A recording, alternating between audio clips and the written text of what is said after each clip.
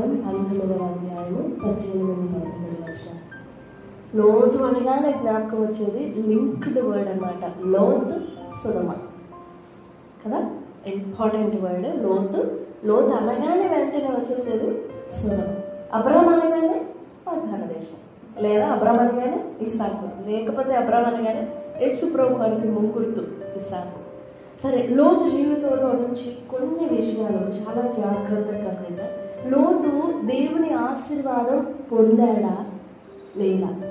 లోతు దేవుని కృప పొందాడు, కానీ దాన్ని తన అనుభవంలో చూడలేకపోయాడు. కృప వచ్చింది, నాకు చదవదు కదా, నీ కటాక్షం నీ దాసుని మీదకి వచ్చింది. 19వ అధ్యాయం వచ్చింది, ఇదిగో నీ కటాక్షం నీ దాసుని మీద వచ్చినది. కృప వచ్చింది. నా ప్రాణంలో రక్షించడం వలన నీవు నా ఎడల కనబరిచిన నీ కృపను కనపరిచింది. కృప వచ్చింది, కటాక్షం వచ్చింది, కానీ దాన్ని అనుభవించలేకపోయాడు. ఇప్పుడు మనం మాట్లాడుకునే మాట ఏంటంటే, చాలా మంది దేవుని కృప పొందుతారు, చాలా మంది దేవుని కటాక్షం పొందుతారు, కానీ దాన్ని అనుభవించలేరు. అది ఎంత భయంకరమైన విషయం అంటే అది మనం గ్రహించలేము. దాన్ని అది మనం ఎంత అర్థం చేసుకున్న ప్రయత్నించినా దాని తీవ్రత మనకు అర్థం కాదు. అది పోగొట్టుకున్న వాళ్ళకి అర్థమవుతుంది. దేవుని ఆశీర్వాదం పోగొట్టుకోగా నీకు ఎంత బాధ కలిగిందయ్యా అని యేసయ్యను అడిగితే బాగా చెప్తాడా?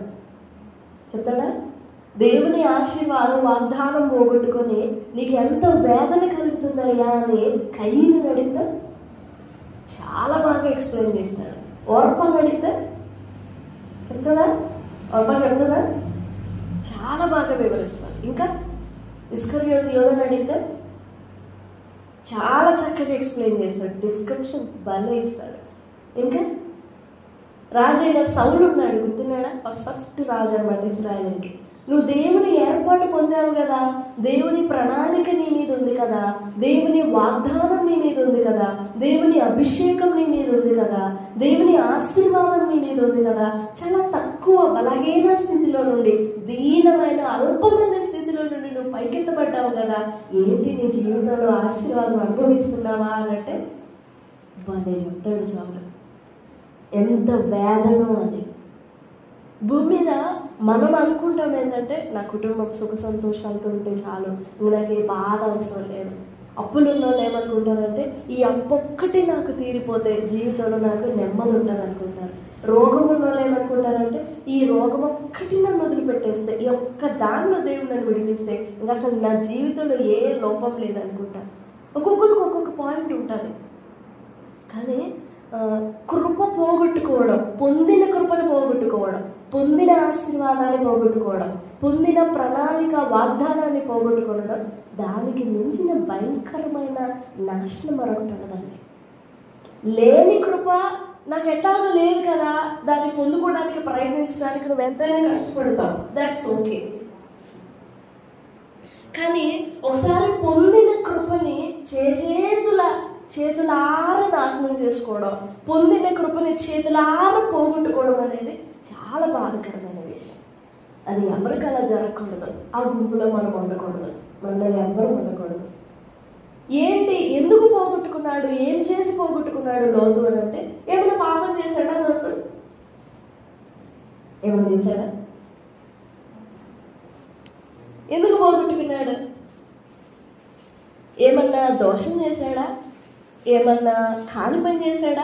దేవుని వాక్యానికి ఏమైనా వ్యతిరేకంగా ప్రవర్తించాడా? నేను చెప్పేది ఏంటంటే, సొదొమ గొమొర్రాలో ఉన్నప్పుడు, దాన్ని విడిచిన తర్వాత కాదు, ఆ తర్వాత వేరే చాప్టర్ అది. దాని సొదొమ వరకు అబ్రహాంతో కలిసి ఫెలోషిప్ చేసినది స్టార్టింగ్, సొదొమలో ఉండి ఆ అగ్నిగంధకములు పడేంత వరకు. దాని తర్వాత టాపిక్ అది వేరే విషయం, దాని జోలికి పోవట్లేదు. అప్పటి వరకు లోతు ఏమైనా దోషం చేశాడా? ఎక్కడైనా అవిశ్వాసం కనబరిచాడా? ఎక్కడైనా ఎదురు తిరిగాడా? ఫలానా రకమైన పాపం ఏమైనా చేశాడా? మరి ఎందుకంటే కృప పోగొట్టుకున్నాడు లోతు అంటే కొన్ని విషయాలు, 4 మాటలు, చాలా చిన్న మాటలు చెప్తాను. అవి జాగ్రత్తగా మీ మనసులో నాటనివ్వండి. నేను ముందే చెప్పాను, కాంట్రవర్షియల్ సబ్జెక్ట్ ఇది, జాగ్రత్తగా ఆలోచన చేయండి. నెంబర్ 1. ఎందుకు లోతు తన జీవితంలో దేవుని కటాక్షాన్ని పోగొట్టుకున్నాడు, దేవుని ప్రణాళిక వాగ్దానాన్ని పోగొట్టుకున్నాడు అని అంటే, నెంబర్ 1, లోతు అనే పేరుకు అర్థము బంధింపబడిన లేదా మూయబడిన, మూసివేయబడిన, క్లోజ్డ్ అన్నమాట. ఏ విషయంలో కూడా తెరవబడిన హృదయం, తెరవబడిన అనే అర్థం రాదు. లోతు అంటే అర్థం మూయబడిన. ఆ పేరుకు తగినట్టుగానే తన జీవితంలో జ్ఞానం కానీ, బుద్ధి కానీ, గ్రహింపు కానీ, వివేకం కానీ, హృదయం కానీ, నేత్రాలు కానీ ఏమైనా తెరవబడినట్లు మనం చూడగలమా? తన జీవితం అంతట్లో కూడా జ్ఞానం మూసివేయబడింది, బుద్ధి బంధింపబడింది, వివేకం బంధింపబడింది, హృదయం మూసివేయబడింది. జీవితం అంతట్లో కూడా నీతిమంతుడే. క్రొత్త నిబంధనలో పేతురు ఉపయోగించిన మాట నీతిమంతుడగు లోతు ఆ జనుల యొక్క, ఆ తరము వారి యొక్క కామ వికారమైన దుష్ట హృదయ దుష్ట క్రియలను బట్టి అనుదినము బాధింపబడుచున్నాడు అని రాయబడింది. అదొక్క మాటే. నీతిగానే ప్రవర్తించాడు, నీతిగానే బ్రతికాడు, నీతిగానే ఉన్నాడు. కానీ తన జీవితములో తన సంతానము లోతు తన జీవితంలో కన్నులు తెరవబడిన వానిగా కనపడడం, హృదయం తెరవబడిన వానిగా కనపడడం, గురిలో నుండి తొలగింపబడిన వానిగా, ఆశీర్వాదంలో నుండి వేరుపరచబడిన వానిగా, దేవుని వాగ్దానంలో నుండి వెళ్ళగొట్టబడిన వానిగా కనపడతాడు. నెంబర్ 1, లోతు జీవితంలో హృదయం తెరవబడలేదు, మనోనేత్రాలు వెలిగింపబడలేదు. రెండో మాట ఏంటంటే 13వ అధ్యాయంలో 13వ అధ్యాయం 10వ వచనం. ఆదికాండం 13వ అధ్యాయం 10వ వచనం. లోతు తన కన్నులెత్తి యోర్దాను ప్రాంతం అంతటిని చూచెను. యెహోవా సొదొమ గొమొర్రాలను అను పట్టణములను నాశనం చేయమునుపు సోయరుకు వచ్చే వరకు అదంతయు యెహోవా తోట వలెను ఐగుప్తు దేశము వలనే నీళ్లు పారు దేశం. ఇక్కడ లోతు మొదటి పదంలో ఏముంది? లోతు కన్నులెత్తి యోర్దాను ప్రాంతం అంతటిని చూడగా అది పచ్చ కనపడిందంట, నీళ్లు ప్రవహిస్తుంది. ఎలా ఉందంటే ఏదైనా తోటలాగా కనపడిందంట లోతు కన్నులెత్తి చూస్తే. ఓకేనా? లోతు కన్నులెత్తి చూస్తే, ఇందాక నేనేం చెప్పాను? లోతు కన్నులు మూయబడి అని చెప్పాను కదా. మరి ఇప్పుడు లోతు ఎలా కన్నులెత్తాడు అని అంటే తేడా భావం మనకు అర్థమైతే చూడండి. 22వ అధ్యాయం ఆదికాండం 13వ వచనం. 22:13. అప్పుడు అబ్రాహాము కన్నులెత్తి చూడగా పొదలో కొమ్ములు తగులుకొని ఉన్న ఒక పొట్టేళ్ళు. ఇక్కడ అబ్రాహాము కన్నులెత్తినప్పుడు ఏం కనపడింది? ఆంతర్య నేత్రాలు. అవి తన హృదయంలో తన కుమారునికి చెప్పుకుంటూ వచ్చాడు కదా, నాయన దేవుడే దహన బలికి గొర్రెపిల్ల చూసుకుంటాడు. ఇస్సాకుకు మరి నమ్మకం కుదిరిందో లేదో తెలియదు, మన నాన్న చెప్పాడు అంతే, నేను వెంబడించి విశ్వాసంతో ముందుకెళ్ళిపోవాలి. దేవుడు చెప్పాడు నీ కుమారుని నువ్వు దహన బలిగా, అంత ఖచ్చితమైన ఆజ్ఞ పొందుకొని కుమారునికి ఏం చెప్తున్నాడు? దేవుడు చూసుకుంటాడులే. ఎలా? ఇప్పుడు ఆ బలిపీఠం దగ్గరకు ఆ స్థలానికి దేవుడు చూపించిన పర్టికులర్ ప్లేస్కి వచ్చి బలిపీఠం కట్టేసి కుమారుని బంధించేసి తాళ్లతో కట్టేసి కత్తి పైకెత్తాడు. వెంటనే పరలోకం నుండి దేవుడు పిలుస్తున్నాడు, అబ్రామా అబ్రామా, ఆ చిన్నవాడిని ఏం చేయొద్దు. ఆ పరలోకం నుండి ఆ స్వరం వినగానే, పరలోకం నుండి ఆ దేవుని మాట వినగానే, ఇదేంటి ఆజ్ఞ ఇచ్చింది చంపమంది దేవుడే, మరి చిన్నవాడిని ఏం చేయొద్దంటది కూడా దేవుడే. ఈ రెండిట్లో ఏది నమ్మాలి నేను? భలే మంచి దేవుడు అయ్యా, అసలు ఒక మాట ఇస్తావు వెంటనే మార్చేస్తావు, నాకు అనుకూలంగా తిప్పేస్తావు, ఎంత గొప్పవాడవో అనుకుంటున్నాడా? No. You said that I have to offer up my son, then, and you are saying again that I should not touch my son. Then what shall I do? మీ ఆజ్ఞ ఇచ్చాడు కదా, ఈ ఆజ్ఞని నేను ఎలా సంపూర్ణం చేయాలి? Show me that. ఈ ఆజ్ఞని నేను సంపూర్ణంగా నెరవేర్చడానికి నేనేం చేయాలి అని పరలోకం వైపు కన్నులెత్తి చూస్తా ఉన్నాడు. Still standing in that command. దేవుడు ఆజ్ఞని అట్లా బ్రేక్ చేసినట్లుగా నీ కుమారుని ఏం చేయొద్దు అన్నాడు. దేవుని ఆజ్ఞ ఏంటి? దహన బలి అర్పించు. ఇప్పుడు ఆ కుమారుని ముట్టొద్దు అంటే దాని అర్థం ఆ ఆజ్ఞని స్టాప్ చేసినట్లు. కానీ అబ్రహాం ఇంకా ఆజ్ఞలోనే నిలబడి నేను ఇంకేం చేయాలి, ఈ ఆజ్ఞ నువ్వు ఇచ్చిన మాట వెంటనే తప్పేవాడు కాదు, పొరపాటున మాటలు తిప్పేసేవాడు కాదు, ఒక మాట అవునని చెప్పి కాదని చెప్పేవాడు కాదు, అది నీ స్వభావం కాదు. అలాగున్న నీ ఆజ్ఞను నువ్వు మధ్యలో బ్రేక్ చేసేవాడు కాదు. నేను దాన్ని ఎలా నెరవేర్చాలి? స్టిల్ అబ్రహాం అలా కళ్ళెత్తి ఉండగానే దేవుడు అబ్రహాం కొరకు ద్వారం తెచ్చాడు. అక్కడ నాట్ పాసిబుల్, ఎందుకంటే ఒక్కడు కుమారుడితో సహా పర్వతం ఎక్కి వచ్చాడు. చుట్టూ పాలు చూడరా, రాళ్ళన్నీ సేకరించినప్పుడు చుట్టూ ఎక్కడేముంటుందో తెలియదు అబ్రహాంకి. అన్ని చూశాడు, అక్కడ ఏం లేదు గొర్రెపిల్ల. ఒకవేళ ఉండుంటే ఇసాకు బదులు ఆ గొర్రెపిల్లని తెచ్చి కట్టేసేవాడే. కానీ లేదు, కన్నులెత్తినప్పుడు దేవుడు వెంటనే అక్కడ పొదలో ఉంచాడు. మేబీ అబ్రాహం అక్కడ ఉన్నాం, అబ్రాహం కొండ ఎక్కినప్పటి నుంచి అది అక్కడే ఉండిందేమో, అది చూడకుండా అబ్రాహం కళ్ళు అలా స్టాప్ అయ్యి అలా మూసివేసాడేమో, ఒక పొర ఇచ్చేసి అలా చూడకుండా చేసి ఇప్పుడు అబ్రాహం కళ్ళెత్తగానే అది కనబడినట్లు చేశాడు. లోతు కళ్ళెత్తినప్పుడు ఏం కనపడింది? పచ్చగా ఉన్న సాటిస్ఫైయింగ్ లైఫ్ కనపడింది, రంగురంగుల ప్రపంచం కనపడింది. అబ్రాహం కళ్ళెత్తినప్పుడు ఏం కనపడింది? పరలోకపు దర్శనం. అది పరలోకపు ప్రత్యక్షత, నరమానవునికి కనపడేది కాదు. అది లోతు కన్నులెత్తినప్పుడు చూసినది, అబ్రాహము కన్నులెత్తి చూసినది. అది తేడా. ఎందుకు లోతు కన్నులు మూయబడినాయి అని అంటే ఇదే కారణం. ఎలా మూయబడినాయి అంటే ఇదే కారణం.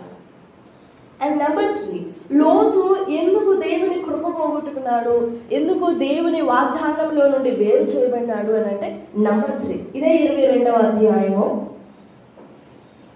3వ వచనము ప్లస్ 9వ వచనం.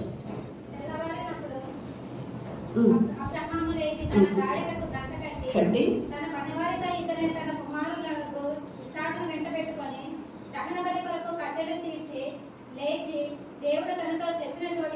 ఆ మాట జస్ట్ అలా హైలైట్ చేసి పెట్టుకోండి. లేచి దేవుడు తనతో చెప్పిన చోటికి వెళ్ళాను. ఇప్పుడు 9వ వచనం.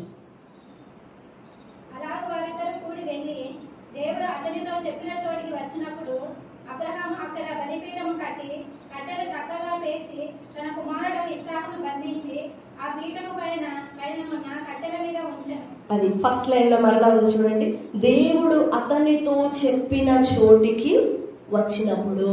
3వ వచనంలో లేచి దేవుడు తనతో చెప్పిన చోటికి వెళ్ళెను. 9వ వచనంలో దేవుడు అతనితో చెప్పిన చోటికి వచ్చినప్పుడు. ఎందుకంటే దేవుడు, మనం విశ్వసించే దేవుడు ఏది పడితే అది చూస్ చేసుకునేవాడు కాదు. ఇది కాకపోతే అది, అది కాకపోతే ఇది, ఎస్ అంటే ఎస్, నో అంటే నో, అలా కాదు. ఏది పడితే అది కాంప్రమైజ్ అయిపోతానులే, నీకు ఏది వీలుగా ఉంటుంది అదే చేయని చెప్పేవాడు కాదు. ఆయనకు ఖచ్చితత్వం ఉంది, ఎందుకంటే ఆయన సత్యవంతుడు. ఎందుకు ఈ అబ్రహాం జీవితంలో ఆ యూనిక్నెస్ ఎలా కనపడుతుంది అంటే, దేవుడు చెప్పాడు అబ్రహాంకి 2వ వచనం చూడండి, నీవు లేచి 2వ వచనం, నీకొక్కడైన నీ కుమారుని అనగా నీవు ప్రేమించు ఇస్సాకును తీసుకుని మోరియా దేశమునకు వెళ్ళి అక్కడ నేను నీతో చెప్పబోవు పర్వతములలో ఒక దాని మీద. మోరియా దేశంలో పర్వత రేంజెస్ ఉన్నాయి, ఒక పర్వతమే కాదు. ఆ పర్వతములలో నేను ఒక పర్వతం చూపిస్తాను నీకు. ఆ పర్వతం మీద కూడా ఎక్కడ పడితే అక్కడ కాదు, ఆ పర్వతం మీద పర్టికులర్ గా నేను చూపించే ప్లేస్ లో నీ కుమారుణ్ణి దహన బలిగా అర్పించాలి. ఏదో ఒక పర్వతం కాదు, నేను ఇంత ప్రయాణం చేసి వస్తున్నాను కదా, ఇంత బరువైన బాధ్యత నెరవేరుస్తున్నాను కదా దేవా, నా కుమారుని ఇచ్చేస్తున్నా. 100 సంవత్సరాలప్పుడు అసాధ్యమైన పరిస్థితుల్లో పొందిన సంతానాన్ని నీకు దహన బలిగా ఇస్తున్నాను కదా, ఎక్కడ అర్పిస్తే ఏంటి, నేను ముసలి వాడిని కదా, ఎక్కడో చోట అర్పిస్తాలే, నా కుమారుని రక్తమే కదా నీకు కావాల్సింది అని ఎక్కడ పడితే అక్కడ అర్పించలా. దేవునికి అవసరమైంది కూడా ఇస్సాకు రక్తం కాదు, ఇస్సాకు బలిపీఠం మీద అర్పణగా అర్పించబడడం కాదు దేవునికి కావాల్సింది. అబ్రహాము దేవుడు ఏర్పరిచిన స్థలాన్ని, దేవుడు నిర్దేశించిన దానిని అబ్రహాము ఎంచుకోవాలి. అబ్రహాముకు చూపించడు, అబ్రహాము చూస్ చేసుకోవాలి, అబ్రహాము ఎంచుకోవాలి ఆ ప్లేస్ ని. ఆ క్రమశిక్షణ అబ్రహాముకు నేర్పడానికి 22వ అధ్యాయం. ఆ డిసిప్లైన్ నేర్పడానికి దేవుడు ఎన్ని పరీక్షలు కూడా నడిపించాడు అబ్రహాముని. ఎంత శ్రమ నుండి, ఎంత వేదన నుండి నడిపించాడు. నీ కుమారుణ్ణి దహన బలిగా అర్పించాలంటే ఎంత బాధ అది. శరీరంలో, మనస్సులో, హృదయంలో ఎంత వేదన అది, తట్టుకోలేనంత బాధ. కానీ ఇస్సాకు కాదు దేవునికి అవసరమైంది. అబ్రహాము హృదయంలో, అబ్రహాము నా మనస్సుని నెరవేర్చుతాడా లేదా, నా మనస్సులో ఉన్న దానిని ఎంచుకుంటాడా లేదా అని చెప్పి, మోరియా దేశంలో కాదు అబ్రహామా, మోరియా పర్వతాలలో నేను ఒక పర్వతం చూపిస్తా, ఆ పర్వతం మీద నేను ఒక స్థలాన్ని చూపిస్తా, ఆ స్థలం వరకు నువ్వు వస్తావా? అక్కడ రాయబడింది 2వ వచనం తర్వాత 3వ వచనం. తెల్లవారినప్పుడు అబ్రాహాము లేచి తన గాడిద గంతకట్టి తన పనివారుల 2 కుమారులకు ఇస్సాకును వెంట పెట్టుకొని దహన బలి కొరకు కట్టెలు చీల్చి లేచి దేవుడు తనతో చెప్పిన చోటికి. ఆ మాట ఎంత చక్కని మాట కదా. పర్టిక్యులర్గా దేవుడు తనతో చెప్పిన చోటికి. నాకు ఒక ప్రొబేషన్ పీరియడ్ కావాలని అడిగాడా, ఒక 1 year టైం కావాలయ్యా నా కుమారుడితో కొంచెం సంతోషంగా గడపడానికి, నా ఆశలన్నీ తీర్చుకోవడానికి, వాని ఆశలన్నీ, ఎందుకంటే చంపేస్తున్నాను కదా, వాని ఆశలు తీర్చడానికి 1 సంవత్సరం గడువు కావాలని అడిగాడా. నైట్ దేవుడు మాట్లాడాడు. Wake up and woke up. తెల్లవారుగానే తన గాడిద గంతకట్టి దాసులను తీసుకొని ఇస్సాకును తీసుకొని దహన బలికి కట్టెలు తీసుకు, ఇక్కడి నుంచే, బయట ఎక్కడో కట్టెలు కాదు, అడవిలో కట్టెలు కాదు, అన్యమైన అపవిత్రమైన కట్టెలు కాదు, తన ఇంటిలో నుండి కట్టెలు తీసుకొని బయలుదేరాడు. ఎక్కడికి? దేవుడు తనకి చూపించే ప్లేస్. దేవుడు చూపించేది ఎంచుకొనుట అబ్రహాముకి చాలా అలవాటు. 12వ అధ్యాయం 1వ వచనం కూడా చూడండి.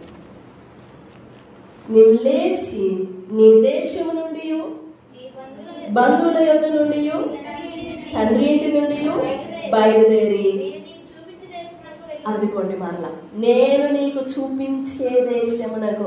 ఎక్కడుంటుంది దేవా అని అంటే, నో చెప్పండి నేను నీకు. You just follow my guidance, you just follow my lead. నేను నీకు చూపించే దేశము. Wait, I show you that. Wait wait wait. ఎంతకాలం వెయిట్ చేయాలి అని అడగడు అబ్రహాము. ఎందుకంటే క్రమశిక్షణలో అలవర్చబడుతున్నాడు, క్రమశిక్షణ నేర్చుకుంటున్నాడు. ఏం క్రమశిక్షణ అంటే దేవుని మనస్సు గ్రహించే క్రమశిక్షణ. ఇప్పుడు బాడీ బిల్డింగ్ కోసము, ఈ శరీర నిర్మాణం కోసము ఎంతో ట్రైనింగ్ ఉంటుంది, అవునా? ఎంతో బిల్డప్ చేయడానికి చాలా కష్టపడతారు. వారు నోటిని కాచుకుంటారు, చాలా కష్టపడతారు పాపం. డైట్లు అంటే ఎన్ని ఉంటాయో. That doesn't give us any good thing. అది మనకు క్షేమం కాదు. ఏదో ఐఎమ్ ఫిట్ అండ్ హెల్దీ అని అనుకోవడానికి, తృప్తి పడడానికి, ఏదో కొంచెం ప్రౌడ్ ఫీలింగ్ ఇవ్వడానికి ఉపయోగపడుతుందేమో, కానీ ఆత్మకి ఎలాంటి మంచి చేకూర్చదు. అలా జిమ్లో ఉండే హార్ట్ అటాక్లు వచ్చి చనిపోయిన వాళ్ళు కొల్లలు.